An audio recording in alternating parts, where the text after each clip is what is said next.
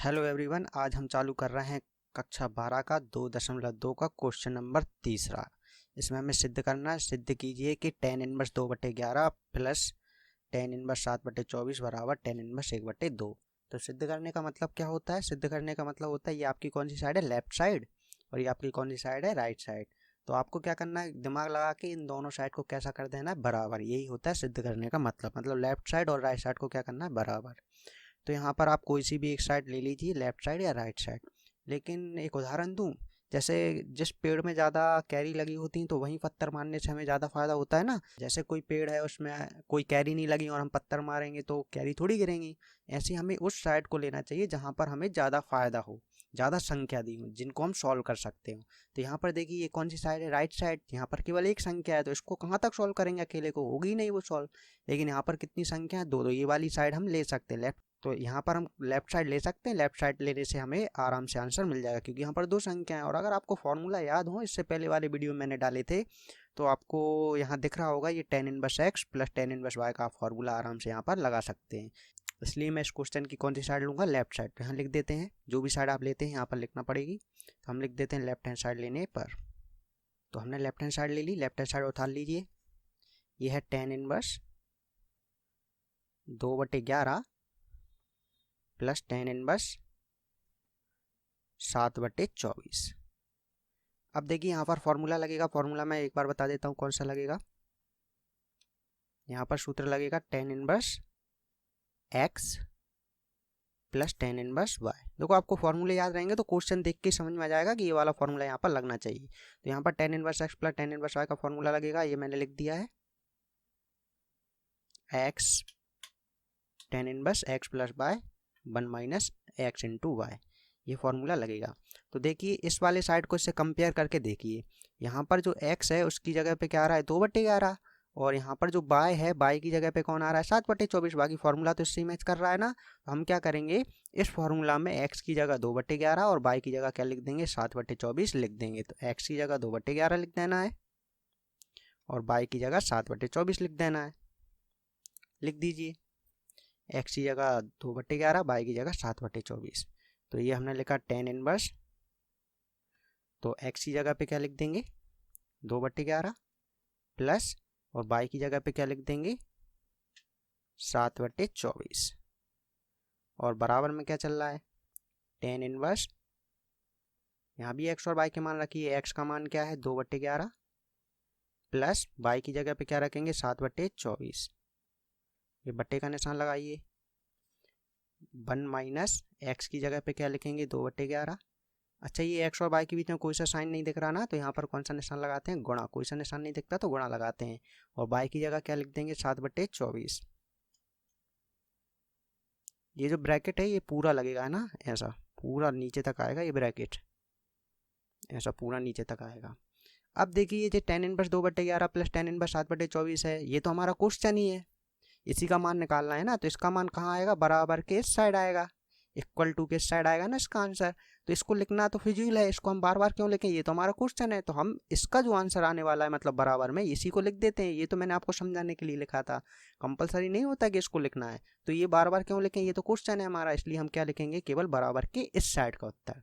बराबर के इस साइड का क्यों लिख रहे हैं, क्योंकि tan inverse 2/11 plus tan inverse 7/24 का जो आंसर आने वाला है वो बराबर के इस साइड आने वाला है। तो आंसर से मतलब है ना हमको, तो हम वो आंसर लिखते हैं केवल। तो ये वाला हिस्सा आप हटा सकते हैं, इसको लिखना कंपलसरी नहीं है। यहाँ पर देखिए 2/11 और 7/24 लिखा है। तो यहाँ पर 2 और 7 डायरेक्ट नहीं जुड़ेंगे, 2 और 7 डायरेक्ट 9 नहीं होंगे, क्योंकि यहाँ पर कौन सी संख्या है, ये बटे वाली संख्या। और बटे वाली संख्या डायरेक्ट नहीं जुड़ती है, इसके लिए क्या करना पड़ता है, एलसीएम लेना पड़ता है। तो यहाँ पर हम 11 और 24 का क्या ले लेंगे, एलसीएम। तो यहाँ देखिए 11 और 24 का एलसीएम लेके मैं दिखाता हूँ।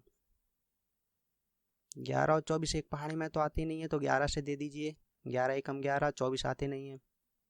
अब देखिए केवल कौन बचा है, यहाँ पर 24 ही बचा है। तो अब ऐसे आप 2 से, 3 से, 4 से, 6 से, 8 से, 12 से, किसी संख्या से भी दे सकते हैं। लेकिन क्या मतलब है, अकेला ही 24 बचा है तो आप 24 से दे दीजिए, है ना। जब लास्ट संख्या जो बचती है उसी से दे देना चाहिए, कोई फर्क नहीं पड़ता। तो 24 लास्ट संख्या है, उसके साथ और कोई संख्या तो है नहीं, एक में कोई मतलब ही नहीं होता है भाग देने का, इसलिए 24 का हम डायरेक्ट ही दे देते हैं। तो ये हो जाएगा 24 एकम 24। अब ये जो संख्या है इनका क्या करेंगे, गुणा करेंगे, तो हमारे पास क्या जाएगा, एलसीएम आ जाएगा। अब एक सजेशन दूँ, देखो हमें 11 और 24 का गुणा ही करना है, तो आप 11 गुणे 24 भी लिख सकते हैं, गुणा करके भी लिख सकते हैं। 11 गुणे 24 लिखेंगे तो मच बेटर, ये ज़्यादा अच्छा रहेगा उसकी अपेक्षा। क्यों होगा देखिए, आप चाहें तो गुणा करके भी लिख सकते हैं, मैं नहीं लिख रहा हूँ, मैं तो इनका जो एलसीएम है वो 11 गुणे 24 लिख देता हूँ, ठीक है, इससे फ़ायदा रहता है। अब 11 गुणे 24 करके भी लिख दीजिए, जो उत्तर आता है ना, मैंने 11 गुणे 24 लिख दिया। अब जो एलसीएम आया है उसमें पहले 11 का क्या करेंगे, भाग, ये वाले 11 का भाग करेंगे, तो 11 से 11 क्या हो जाएगा, कैंसिल हो जाएगा। जल्दी समझ में आ रहा है, देखो 11 से 11 क्या हो गया, कैंसिल। ऐसे देते हैं भाग, ये 11 गुणे 24 हमारा एलसीएम आया, तो पहले काय का भाग करेंगे, 11 का, तो ऐसे बट्टे में 11 लिख देंगे, 11 से 11 कट जाएगा, तो बचेगा क्या, 24। 24 का ऊपर वाली संख्या में क्या होता है, गुणा, तो कौन सी संख्या में गुणा होगा, 2 में, तो ये हो जाएंगे 24 दूनी 48 प्लस, अब 24 का भाग करेंगे तो देखिए 24 से 24 कट जाएंगे, बचेगा क्या, 11। 11 को ऊपर क्या कर दिए, 7 में गुणा, 11 7 77, ठीक है। नीचे आ जाएंगे 1 माइनस, अब यहाँ देखिए यहाँ पर 2/11 गुणे 7/24 लिखा है, तो बच्चे क्या करते हैं, यहाँ भी 11 और 24 का एलसीएम ले लेते हैं, तो 11 और 24 का एलसीएम नहीं आएगा, यहाँ पर संख्या गुणा में होती है तो डायरेक्ट गुणा हो जाता है, वहाँ पे एलसीएम नहीं आता, तो आप डायरेक्ट गुणा कर सकते हैं। तो मैं क्या कर रहा हूँ, अच्छा कट रही है तो काट भी सकते हैं, देखो जैसे 2 और 24 कट रहे हैं तो आराम से काट दीजिए, 2 एकम 2, 2 एकम 2, 2 दूनी 4। अब कर दीजिए गुणा, सामने सामने होता है, तो 1 का 7 में हो जाएगा 7, और ये हो जाएंगे 11 गुणित 12। मैं 11 गुणित 12 ही लिख रहा हूँ, जिससे एलसीएम लेने में दिक्कत नहीं आएगी, है ना। आप 11 गुणित 12 करके 132 आएगा, वो भी लिख सकते थे। मैं ईजी बनाने की कोशिश कर रहा हूँ जिससे संख्या आराम से कट जाए। आगे बढ़ते हैं, आइए, ये हो जाएगा 10 इनवर्स,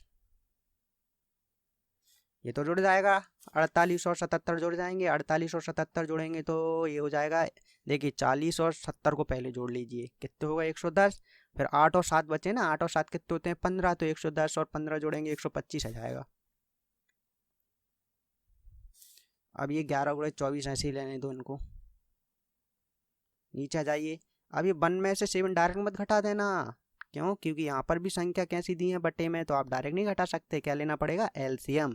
तो यहाँ पर 11 गुणित 12 और 1 का क्या लेंगे, एलसीएम, तो यहाँ पर 11 गुणित 12 और 1 का एलसीएम 11 गुणित 12 मतलब 132 ही आएगा। एक अगर नीचे दिया हो तो एलसीएम लेने पे संख्या पे कोई अंतर नहीं पड़ता, जैसे 5 और 1 का एलसीएम लेंगे तो हमेशा 5 ही आएगा, 4 और 1 का लेंगे तो हमेशा 4 ही आएगा, ऐसे 11 गुणित 12 और 1 का एलसीएम लेंगे तो 11 गुणित 12 ही आएगा। 11 गुणित 12 का मतलब यहाँ पर क्या है, 132। अब हमने एलसीएम लिया तो क्या करेंगे, पहले 1 का एलसीएम में भाग करेंगे 11 गुणित 12 में, तो 1 का 11 गुणित 12 में भाग करेंगे तो 11 गुणित 12 ही आएगा, और 11 गुणित 12 का ऊपर वाली संख्या ऊपर कौन है, 1, इसमें क्या हो जाएगा, गुणा, तो ये आ जाएगा 11 गुणित 12। फिर माइनस का निशान लगाए, माइनस का निशान लगा देंगे। अब 11 गुणित 12 का 11 गुणित 12 में भाग करेंगे तो ये पूरा कैंसिल हो जाएगा, बचेगा क्या, 1, 1 का 7 में ऊपर क्या हो जाएगा, गुणा, 7 में, तो 7 एकम 7। अब देखिए 11 से 11 आप क्या कर सकते हैं, कैंसिल। अच्छा आप सोच रहे होंगे पहले ही क्यों कैंसिल नहीं किए, 11 और 24 थे, ये 11 और 12 थे, ये कट रहे थे, आराम से काट देते। ऐसा नहीं होता है, मैथ में कुछ नियम कायदे कानून होते हैं, उनका भी हमें पालन करना पड़ता है। ऐसा नहीं कि ये कट रहे हैं डायरेक्ट काट दो, ऐसे नहीं कटता है, क्योंकि पहले एलसीएम आ रहा है, पहले एलसीएम लेते हैं फिर काटते हैं संख्या को, इसलिए पहले हमने एलसीएम लिया उसके बाद संख्या को काट रहे हैं। अब ये 11 गुणित 12 का और कुछ तो नहीं हो रहा, ये 11 गुणित 24 का एलसीएम तो नहीं आ रहा ना, इसलिए काट रहे हैं, पहले एलसीएम आ रहा था इसलिए नहीं काट सकते थे। तो यहाँ पर 11 से 11 काट देते हैं, और 12 एकम 12, 12 दूनी 24 भी यहाँ पर काट देते हैं। तो ये बचा, ये तो ये बचेगा आपका ऊपर 125, नीचे बचेगा ओनली 2, और यहाँ पर 11 गुणित 12, अब तो 11 और 12 का गुणा करना ही पड़ेगा क्योंकि हमें घटाना भी है, तो पहले क्या करते हैं, गुणा करते हैं, गुणा करने के बाद जो आंसर आएगा उसमें 7 को क्या कर देंगे, घटा देंगे। तो ये 11 गुणित 12 क्या हो जाएगा, 132 माइनस 7। अब हमारी मजबूरी है इसलिए हमें 11-12 का गुणा करना ही पड़ेगा। 10 इनवर्स, ये क्या है, 125 अपॉन 2, और ये क्या चलेगा आपका 125, कट जाएगा, 125 बचेगा, ठीक है। अब ये हमारा जो 125 है, ये 125 से 125 क्या हो जाएगा, कैंसिल हो जाएगा, तो ये बचेगा 10 इनवर्स, ऊपर क्या बचेगा 1 और नीचे क्या बचेगा 2। तो यहाँ पर भी बड़ा कंफ्यूजन होता है, ये जो तीसरी संख्या है ना, कभी कभी ये 125 मतलब ये सबसे ऊपर भी पहुंच जाती है और कभी कभी यहाँ भी पहुंच जाती है। तो यहाँ पर ये, तो यहाँ पर क्या हुआ है, जो 125 है ना वो यहाँ पहुंचा है 2 के पास, इसलिए यहाँ पर 125 से 125 कैंसिल हो गए। अगर ये ऊपर पहुँचता तो फिर थोड़ी कैंसिल होता। तो उसका लॉजिक क्या है, कैसे पता चलेगा कि जब ये संख्या यहाँ कब पहुँचेगी, यहाँ कब पहुँचेगी।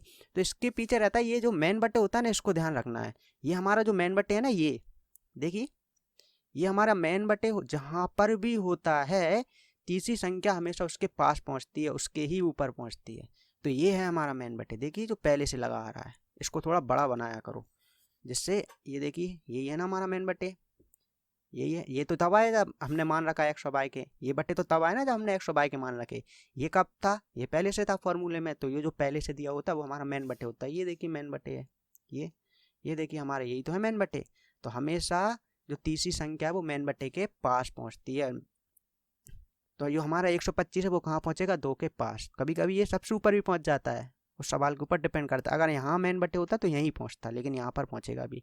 तो 125 कट गया, तो ऊपर क्या बचा 1, नीचे क्या बचा 2। क्या हमारा यही प्रूफ करना था। हाँ देखिए tan इनवर्स 1/2 लाना था, और हमने किस साइड को सॉल्व किया, लेफ्ट साइड को, और हमारा बिल्कुल राइट साइड जैसा आंसर आ गया। तो इसका मतलब हमारा सवाल हो गया ख़त्म। हम लिख देंगे लेफ्ट हैंड साइड बराबर राइट हैंड साइड।